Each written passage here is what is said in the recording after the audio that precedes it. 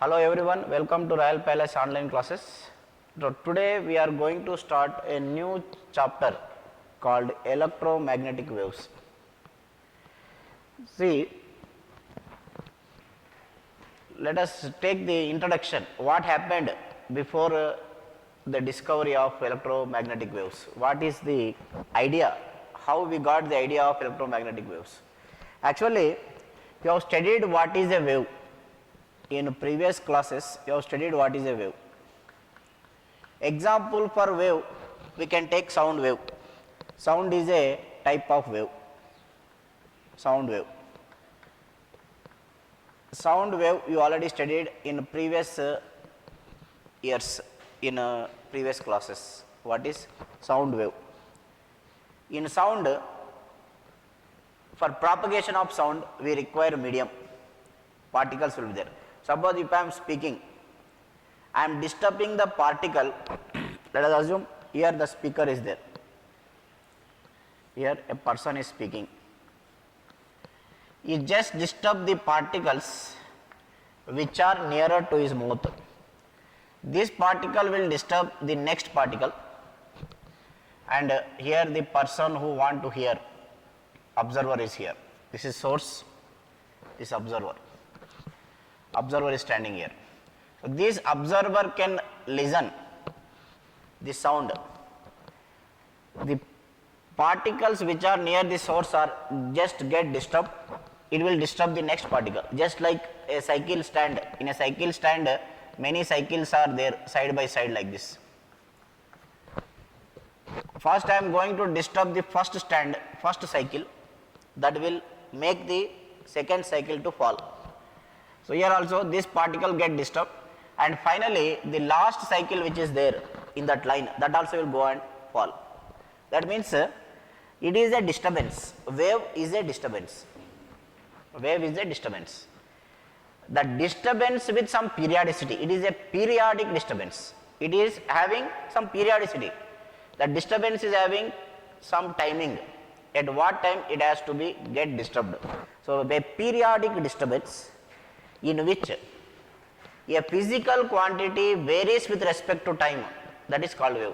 Actually, in case of sound, we'll say that particles are getting disturbed, that's why sound is getting transmitted. But in case of light, if you take light,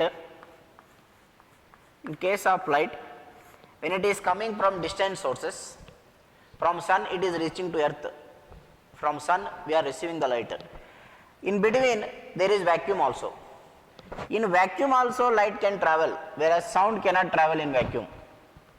So when it is traveling in vacuum, there is no particle only. So what is the thing that is going to be vary periodically, which is going to oscillate there? In case of sound, we will tell that particles are getting compressed and getting rarefacted, and slowly that sound is transmitted from source to the observer. But in case of light, there are no particles only, it is going in vacuum, there are no particles only. Then what is the physical quantity that is going to be vary in case of light? So for that reason we given the definition of wave as it is a periodic disturbance in which a physical quantity varies with respect to time. So sound will define it as it is a periodic disturbance of pressure and density. Periodic disturbance of pressure and density is called sound. Similarly, light is a form of electromagnetic wave. It is going to transfer in the form of electromagnetic wave. In a wave, energy is transferred from one end to other end, and some physical quantity will vary. Some physical quantity will vary. Pressure will vary with respect to time, density will vary with respect to time, and the periodic variation of pressure and density is called sound. Similarly, light is a form of electromagnetic wave. So what is electromagnetic wave? What is going to vary? In electromagnetic wave, electric field and magnetic field are going to vary. Electric field is varying with respect to time, magnetic field is also varying with respect to time, and these variations constitute a wave called electromagnetic wave. So from where we are getting these variations.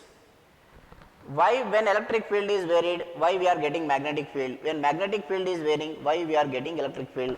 That was discovered by a person called Maxwell, a great scientist called Maxwell. Great scientist called Maxwell. What in 1831 he made his experiments and concluded that time variation of magnetic field has given electric field. Time variation of magnetic field has given electric field. Here you have to understand very carefully. In case of electromagnetic induction by Faraday, what he has told, EMF is induced, EMF is equal to minus d phi by dt.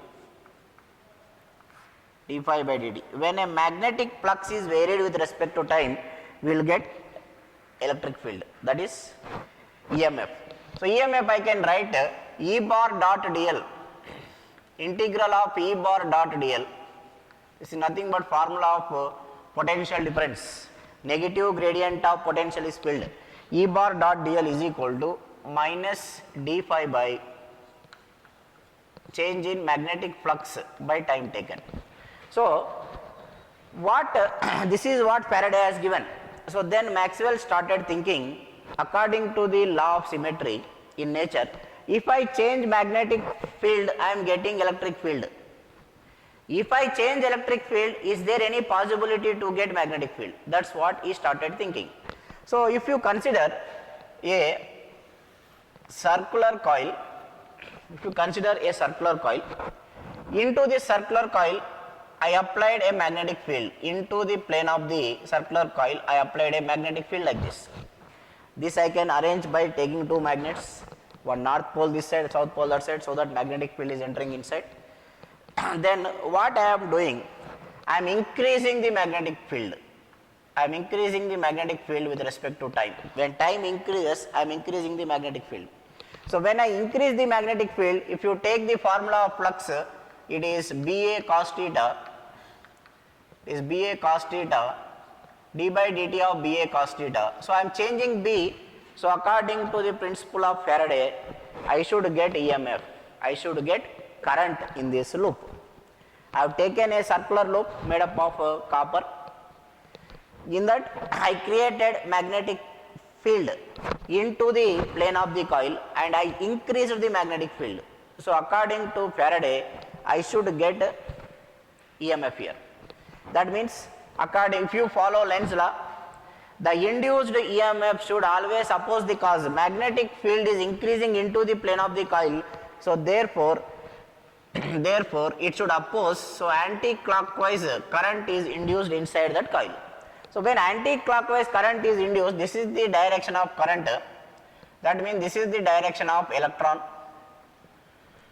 This is the direction of electron. So which force is driving this electron? Because magnetic field cannot drive this, because magnetic force on a moving charged particle is F is equal to QVB sin theta. F is equal to QVB sin theta. Here velocity is 0. I am not moving the coil. If I move the coil, electrons present inside the coil will move and each electron will experience a force of F is equal to QVB sin theta according to Lorentz. Then they should move. But what makes, just I am changing the magnetic field, what makes this electron to move? That means the change in magnetic field made the electron to move in the direction opposite to the direction of current. What is the force responsible for this? So here he introduced a new word called induced electric field. Induced electric field is responsible, induced electric field is responsible for the movement of this electrons. So this the time variation of magnetic field has produced electric field. Time variation of magnetic field has produced electric field. This is what you have studied in electromagnetic induction. In electromagnetic induction, what we have said, you take a rod move inside magnetic field, that rod acts like a battery, EMF is induced. Similarly, you take a loop, you change the magnetic field. When you are changing the magnetic field, current is induced. That current induced means electrons are moving opposite to the direction of current. When electrons are moving opposite to the direction of current, the only force which can drive the electrons is nothing but electric force. That is, a induced electric field is developed. If you observe, this will be the direction of electric field, because electrons always move opposite to the direction of electric field. Suppose electron is here. If electron is here, this is the direction of electric field. If you take the direction of electric field at any point, you can observe that it is tangential to the motion of the electron. So this electric field we call it as induced electric field. So from Faraday what we have understood that time variation of magnetic field produces electric field, and this induced electric field is responsible for the formation of current inside the coil. Now Maxwell started thinking in reverse direction. He started to think in reverse direction. So he started to think, if I change electric field, can I get magnetic field? Time variation of magnetic field has produced electric field. If I change electric field, is there any possibility to get magnetic field? That's what he started to think. So he started to think, for that he has done one experiment. This was very clearly given in your NCERT textbook. In introduction only he mentioned in the textbook that there is an inconsistency in Ampere's law. What is that inconsistency? We can see here now. You take a DC current, connect to a capacitor of capacitance C. At time t is equal to 0, charge on the capacitor is 0. At time t is equal to 0, charge on the capacitor is 0. Once you on this, just close this key. Once you close the key, then capacitor gets charging. So this, what happens here, this positive end of this battery will take some electrons from this plate and transfer to this plate. That's why this will get minus Q, this will get plus Q. This Q is changing with respect to time, so that's why I will write this as dQ. This also you can write minus dQ. Now electrons are moving in this direction, therefore this is the direction of current. So current is, in this case I can write I is equal to dQ by dt. Okay. Now a current is flowing in a wire. If I consider a point here P, consider a point outside the capacitor, there is a wire. So this is the direction of current. So it will have a magnetic field like this. Magnetic field will be present, because a current carrying wire, around it always forms magnetic field lines. So this is the direction of magnetic field lines. So these are the magnetic field lines. It is coming out towards you like this, because this is the direction of current. Now how can you say that there is a magnetic field? How can you say? If just we say, just what Weizsäcker said, around a current carrying wire there is a magnetic field, can you accept? So we have to take it experimentally. So how can you say that there is a magnetic field? For that you can keep one compass needle. This compass needle is deflecting here around the wire like this. So this is already you know. We can apply Ampere's law here. You can take a circle, B into 2 pi r is equal to mu naught I. That's what we can get. But what Maxwell has done, that's what the thinking people will do. Maxwell has got doubt. Inside capacitor is there any magnetic field? Just I want to inquire. So just he kept a compass needle in between the plates then also this compass needle started vibrating. It started to show the direction. Same direction it is showing, same strength it is showing. Then he started to think, because inside capacitor will cell there is no current. There is no current. But how we are getting magnetic field? How we are getting magnetic field? That's what he started to think, and this experiment gave rise to a new concept in physics, which is known as displacement current. Which is known as displacement current.